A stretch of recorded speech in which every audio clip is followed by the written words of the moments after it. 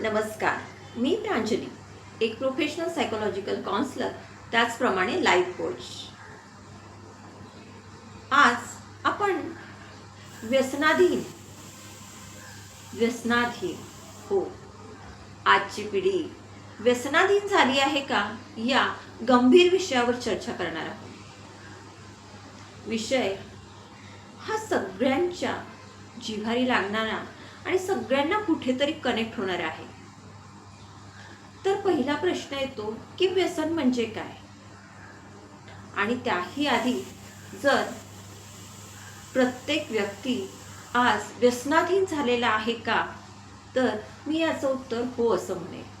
कारण आज मॅक्झिमम लोक हे व्यसनाधीन झालेले आहे. व्यसन म्हणजे फक्त दारू, सिगरेट, तंबाखू, गांजा, ड्रग्स हेच नाही. म्हणजे हे अंमली पदार्थ किंवा अल्कोहोल म्हणजे व्यसन नाही. तर आजच्या पिढीला वेगवेगळी व्यसन लागलेली आहे. तर ती कुठली आहे? तर आजची पिढी social media, WhatsApp, games, mobile games, web series, reels अशा वेगवेगळ्या व्यसनामध्ये गुंतत चाललेली आहे. आणि हे जे व्यसन आहे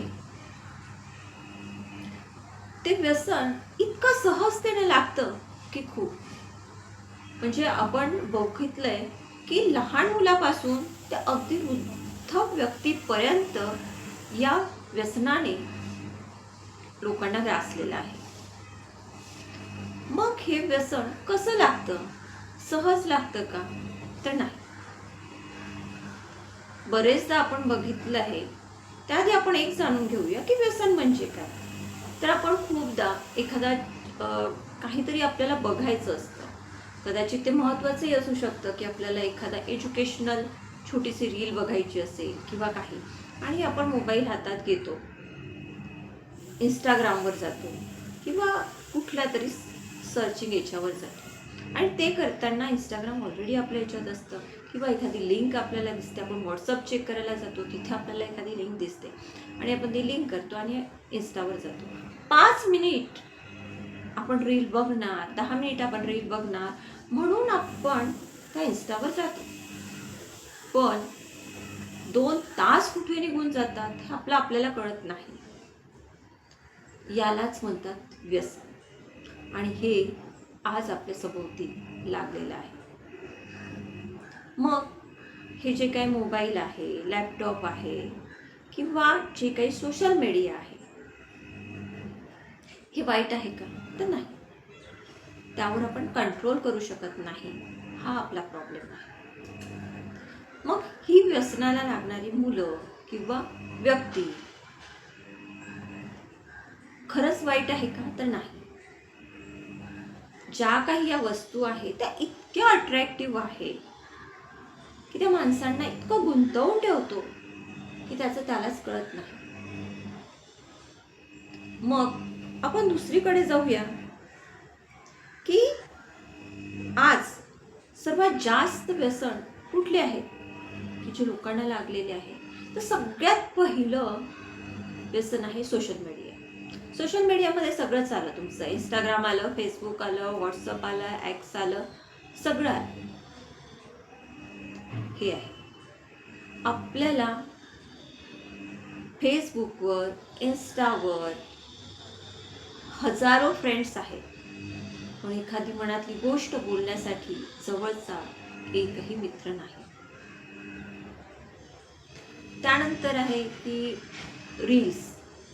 रील्स अशा प्रकारे आपण बघतो कारण ते बनवलेच तसे आहे की तुमच्या माइंडवर कंट्रोल करेल. तेव्हा तुम्हाला तुमच्या माइंडवर कंट्रोल ठेवणं गरजेचं आहे की तुम्हाला त्यांच्या ट्रॅपमध्ये जायचं नाही. स्क्रोल करत जातो. लहान मुलाला काहीच कळत नाही, पण तो फक्त स्क्रोल करत जातो. हे आहे व्यसन, आज लागलेलं व्यसन. आणि बाकी तर आहेच. अल्कोहोल आहे, सिगारेट आहे, तंबाखू आहे, व्हिडिओ गेम्स. कित्येक मुलं घरी पैसे चोरून व्हिडिओ गेम खेळतात किंवा जे मोबाईलमध्ये काही गेम्स आहे, जे पेड गेम्स आहे, तर अशा कितीतरी घडलेल्या आहे की त्यांचे सगळे अकाउंटमधले पैसे गेले, कळलंही नाही, मुलालाही कळलं नाही की कसे गेले. जेव्हा बँकेत जाऊन बघतो किंवा काही काम पडतं तर काहीच पैसे नाही. ही आहे या सोशल मीडियामुळे लागलेली एक भयानक असं व्यसन.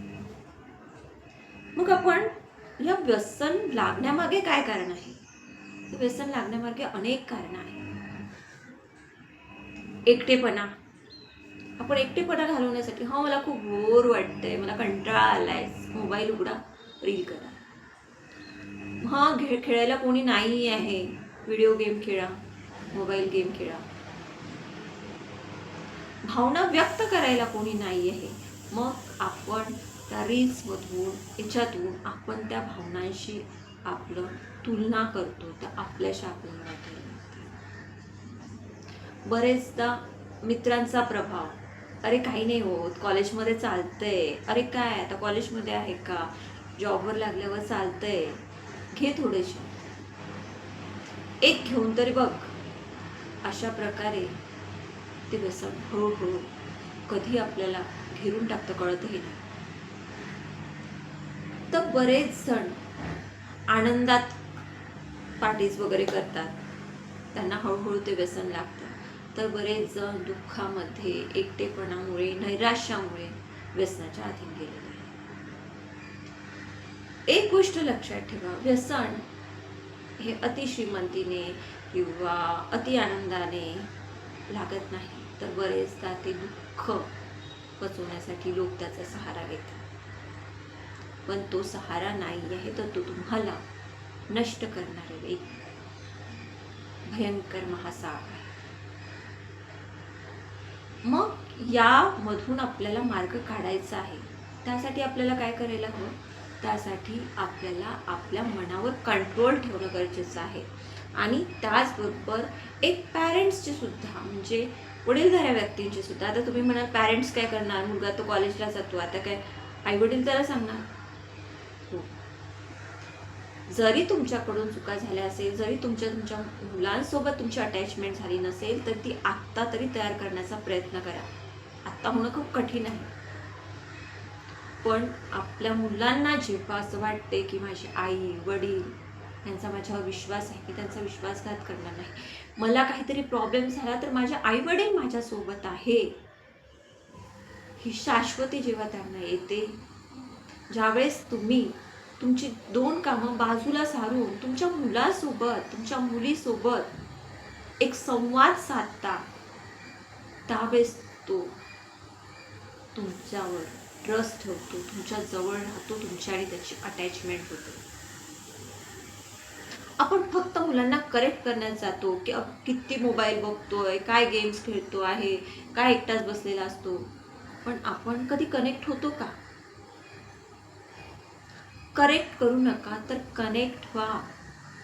आपल्या मुलांना जाणून घ्या, काय झालं बाळा, आज काय प्रॉब्लेम झाला, कसा गेला आजचा दिवस, किंवा मुलं मोठी आहे, कसं गेला कॉलेजचा दिवस, आणि मुलं जॉबवर जरी असेल तर काय ग, कसा गेला आजचा ऑफिसचा दिवस, काय काय आज मजा केली का ऑफिसमध्ये, कसा होता, छान होता का, वगैरे वगैरे. मग ती मुलगी, तो मुलगा ऑफिसच्या गोष्टी तुम्हाला सांगायला लागतील. हे आईवडिलांनीच नाही, लग्न झालेलं असेल नवऱ्याने बायकोला, बायकोनी नवऱ्याला विचार. हा सुसंवाद साधणं गरजेचं आहे, आणि या सुसंवादामधून आपण व्यसनांपासून दूर राहू. नाहीतर बरेच जण घरी येतात, काय बायकोची किटकिट करू, तिथं काय मला विचारतच नाही, ती आपलेच काम करत असते, आणि तो मोबाईल घेतो आणि स्क्रोल करत असतो.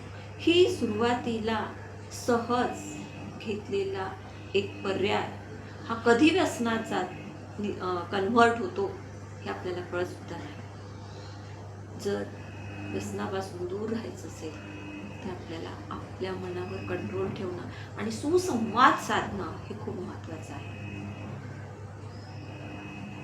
प्रांजल माइंड केअर या यूट्यूब चॅनलवर जर तुम्ही नवीन असाल, चॅनलला सबस्क्राईब केलं नसेल किंवा व्हिडिओज बघतात पण सबस्क्राईब करायला विसरला असाल, तर चॅनलला नक्की सबस्क्राईब करा.